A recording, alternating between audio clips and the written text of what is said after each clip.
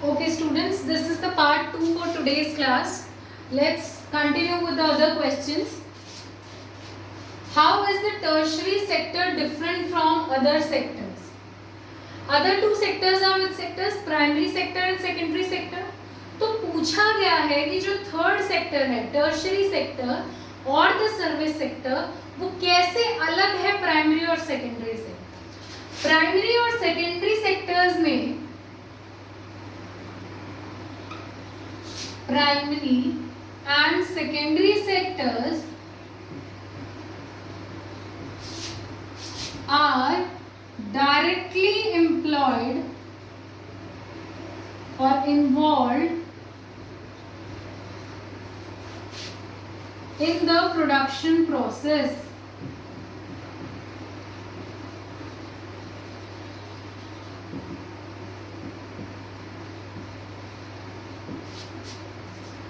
Primary और secondary tertiary sectors में क्या होता था कि डायरेक्टली प्रोडक्शन होती थी. जैसे प्राइमरी सेक्टर में हमने कहा जब नेचुरल रिसोर्सेज को यूज करते हुए हम कुछ भी प्रोड्यूस करें, वो क्या है प्राइमरी सेक्टर. तो हमने प्रोड्यूस किया डायरेक्टली कुछ ना कुछ, ऐसा तो है नहीं कि बिना प्रोड्यूस करे प्राइमरी सेक्टर की कोई एक्टिविटी हो गई.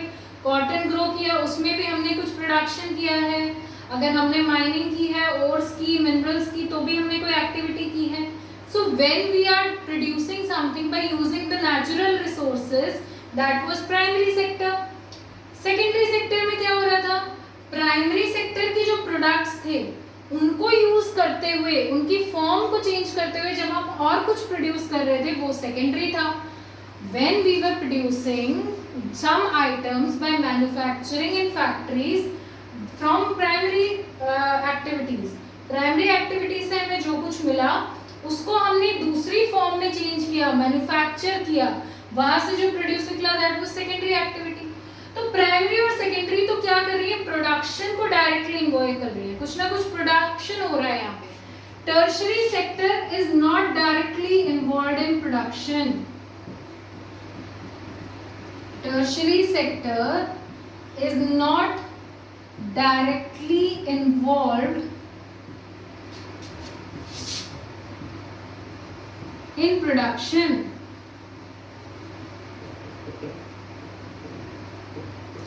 It supports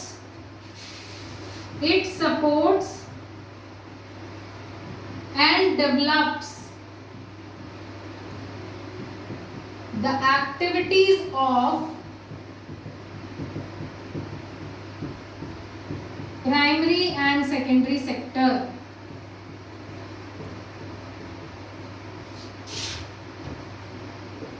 टर्शरी जो सेक्टर है ये डायरेक्टली प्रोडक्शन में इन्वॉल्व नहीं है, इनसे डायरेक्टली कुछ प्रोड्यूस नहीं हो रहा है.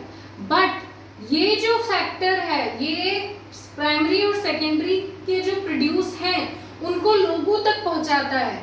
तो अगर प्राइमरी सेकेंडरी में कुछ भी प्रोड्यूस हुआ और अगर हमने वो लोगों तक नहीं पहुंचाया, वो सर्विस स्टोर नहीं हुई, सर्विस लोगों को नहीं मिली, तो क्या डेवलप हो पाएंगे प्राइमरी और सेकेंडरी सेक्टर? नहीं.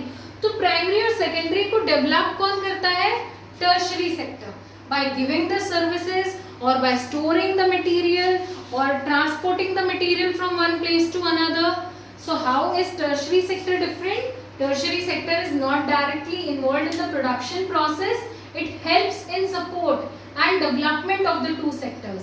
अगर प्राइमरी और सेकेंडरी सेक्टर्स में हम सिर्फ प्रोड्यूस करते रहते और टर्शरी सेक्टर उसे लोगों तक नहीं पहुंचाता by transportation, storage, communication, technology और ऑल द अदर सर्विसेज, तो ये दो सेक्टर भी डेवलप नहीं हो सकते थे. इनके अगर आप एग्जांपल देखें तो क्या हो सकते हैं? डिफरेंट सर्विसेज हो सकती हैं, टीचिंग, बैंकिंग, कम्युनिकेशन एटसेट्रा. और डिफरेंट वर्क भी हो सकते हैं as transportation, storage, transportation, storage, communication, etc. So what we have seen कि प्राइमरी और सेकेंडरी सेक्टर तो प्रोडक्शन कर रहे थे, उस प्रोडक्शन को और डेवलप कौन कर रहा था, लोगों तक कौन पहुंचा रहा था? Tertiary sector. इसीलिए टर्शरी सेक्टर बाकी दो सेक्टर से अलग है, डिफरेंट है. I hope this answer is clear. अगले क्वेश्चन पे आ जाओ। What do you understand by disguised unemployment? अब हमने एक एग्जांपल देखा था लक्ष्मी का, उसके पास 2 हेक्टेयर लैंड था और उसकी फैमिली में 5 मेंबर्स थे। 5 मेंबर्स की जरूरत 2 हेक्टेयर लैंड में नहीं थी। 2 मेंबर भी अगर होते तो आराम से ये काम चल सकता था, बट क्योंकि उनके फैमिली मेंबर्स के पास और कहीं एम्प्लॉयमेंट नहीं थी तो 5 लोग उसी एक लैंड में लगे हुए थे। सो क्या दिख रहा है इससे हमें? That they are visibly employed. अगर कोई देखना चाहे, परखना चाहे सिचुएशन को, तो उसे क्या लगेगा? सब लोग काम में लगे हुए हैं, but they are not actually employed to their potential.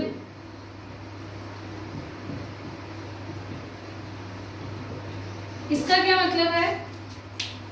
आप अगर देखो तो आपको क्या फील होगा कि सब लोग काम में लगे हुए हैं। आपके गांव का कोई मेंबर जाए तो क्या बोलेगा कि उनके घर में तो सब खेती करते हैं। तो विजिबली अगर देखने में देखे तो सबके पास काम है, बट क्या सबका फुल पोटेंशियल यूज हो रहा है? नहीं, सब लोग थोड़ा थोड़ा काम कर रहे हैं और अपने आप को बस दिखा रहे हैं कि हम एम्प्लॉयड हैं। So partially they are employed, they are not completely employed. उनका पूरा पोटेंशियल, उनका जितना वो कर सकते हैं काम, उतना उनसे लिया ही नहीं जा रहा है। This is hidden unemployment.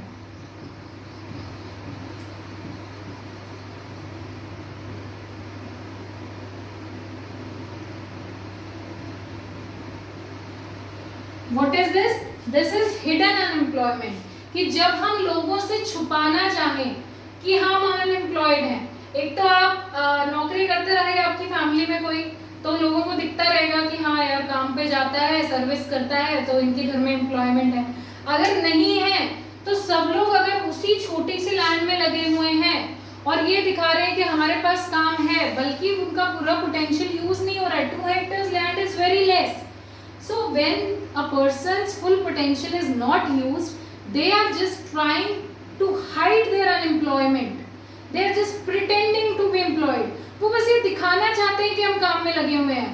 ऐसा नहीं है कि उनके पास और कोई एम्प्लॉयमेंट है। इसे बोला जाता है डिस्गाइज्ड अनएम्प्लॉयमेंट। जब कम लोगों की जरूरत है और ज्यादा लोग काम कर रहे हैं। When more persons are working in contrast to the situation or the demand.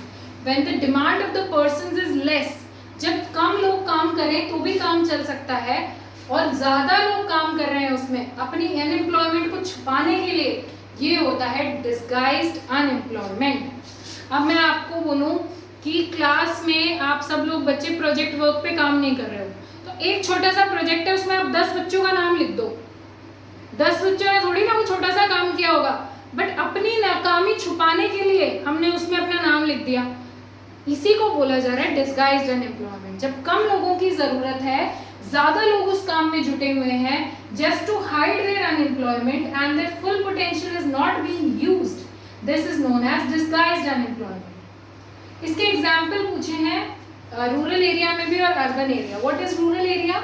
जो गांव का एरिया है, जहां जो सिटीज का एरिया नहीं है, that is rural area, and cities area is urban area. Rural area में मोस्टली लोगों की डिस्गाइज्ड अनएम्प्लॉयमेंट है प्राइमरी सेक्टर में, दैट इज एग्रीकल्चर।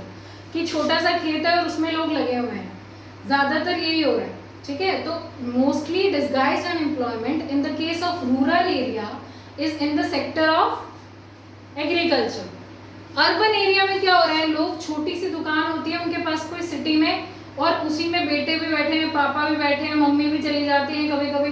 कि सच में इतने लोगों की उस दुकान में जरूरत है छोटी सी में? नहीं, बट क्योंकि उनके पास और कोई जॉब नहीं है तो वो दिखाना चाहते हैं कि हम काम में लगे हुए हैं। So all the people are getting engaged in that small shop only. तो अर्बन एरिया में भी डिस्गाइज्ड अनएम्प्लॉयमेंट हो सकती है और रूरल एरिया में भी, ठीक है। I hope this is clear to you. अगले क्वेश्चन पे आ जाओ।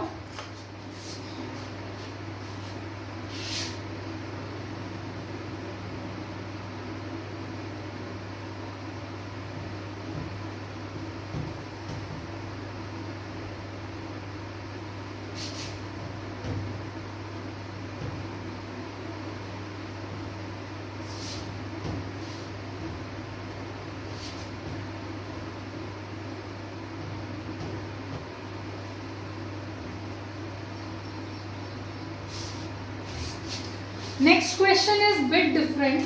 You have to write the difference. Write the difference between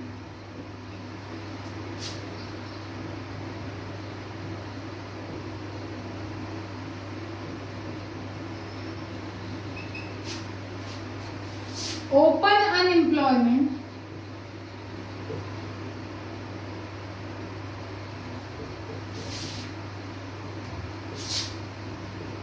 and disguised unemployment.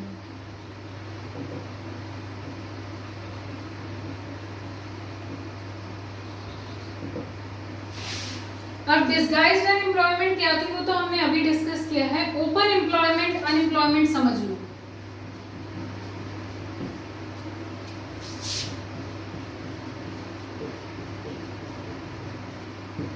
Disguised unemployment हमने अभी पढ़ी है. चलो बता दो फटाफट. When the demand of person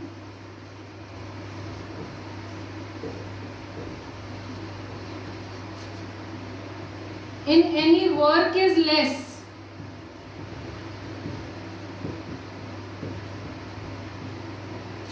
when the demand of person in any work is less and more number of people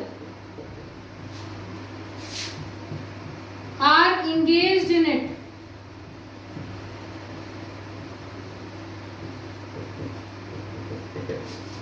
कम लोगों की जरूरत है, ज्यादा लोग उस काम में लगे हुए हैं. This is known as disguised unemployment, also known as hidden unemployment.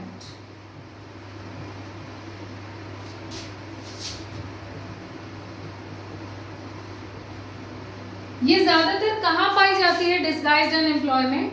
या तो एग्रीकल्चर सेक्टर में या फिर अनऑर्गेनाइज्ड सेक्टर्स.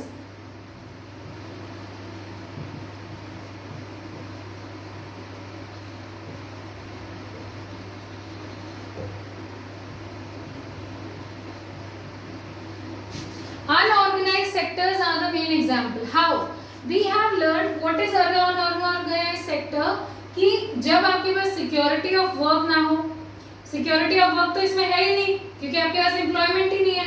आपके टाइमिंग्स फिक्स नहीं है. जब आपको जितना मौका मिले काम कर लो. आपको कोई गवर्नमेंट अलाउंस कोई हेल्प बाय द गवर्नमेंट नहीं मिल रही है. तो मोस्टली डिस्गाइज्ड अनएम्प्लॉयमेंट कहाँ होती है? अनऑर्गेनाइज्ड सेक्टर्स में, जहाँ बहुत सारी भीड़ है, अनस्किल्ड लेबरर्स हैं, इतने लोगों का काम नहीं है. वहां क्या होगा? Disguised unemployment. What is open unemployment? When the labor force of the country, when the labor force of the country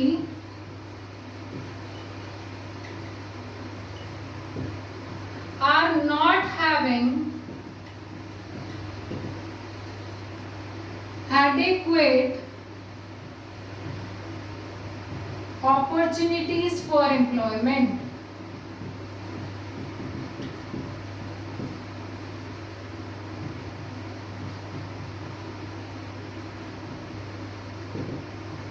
जो ज्यादातर मुद्दा हमारे देश में अभी चल रहा है, ज्यादातर लोग सरकार को ब्लेम करते हैं कि सरकार ने ज्यादा नौकरी नहीं निकाली, बच्चे रह गए, नौकरी नहीं लग पाए, अनएम्प्लॉयमेंट रेट हमारा बहुत ज्यादा है.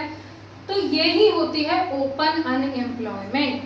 जो हमारे देश के ऐसे नागरिक हैं जो फिलहाल किसी काम में इंगेज हो सकते हैं, जिन्हें जॉब मिल सकती है, लेकिन बिकॉज ऑफ द गवर्नमेंट और because of the structure of the country उनके लिए अपॉर्चुनिटीज ना बन पाए, उनको ना ऐसे मौके मिल पाए कि वो इंगेज हो जाए वर्क में. This is known as open unemployment. जो देश के नागरिक हैं उन्हें मौका ही नहीं मिल रहा है जॉब का. अगर सेना भर्ती ना हो, पुलिस की भर्ती ना हो, शिक्षक भर्ती ना हो, तो क्या हो रहा है? All the sectors are having the vacuum. जरूरत है इन सेक्टर्स को. Teachers are also required, doctors, nurses, police persons, army officials, everyone is required. But the government is not creating job vacancies. तो ये क्या है? Open unemployment. ज्यादातर कहाँ होती है ये? इंडस्ट्रियल सेक्टर में. क्योंकि प्राइमरी सेक्टर में तो लोग लगे हुए हैं, थोड़ा बहुत खेती करके लगे हुए हैं, तो वो तो डिस्गाइज्ड अनएम्प्लॉयमेंट है। इंडस्ट्रीज में क्या है, मैनफोर्स है ही नहीं, फैक्ट्रीज में जरूरत है लेकिन वो लोग ले ही नहीं रहे हैं, सरकार वैकेंसी निकाल ही नहीं रही है, तो वो क्या है, ओपन अनएम्प्लॉयमेंट। यहाँ पे अनएम्प्लॉयमेंट छिप नहीं रही है, लोगों को काम नहीं मिल रहा है, दिस इज ओपन एम्प्लॉयमेंट। साफ साफ दिख रहा है कि लोगों के पास काम नहीं है, यहाँ पे भी काम नहीं है लेकिन दिख नहीं रहा है, लोग लगे हुए हैं, ठीक है। So this is the difference between open unemployment and disguised unemployment. Today we have discussed 5 questions, this is completely okay for today. We will discuss the other 5 questions tomorrow. Have a very good day.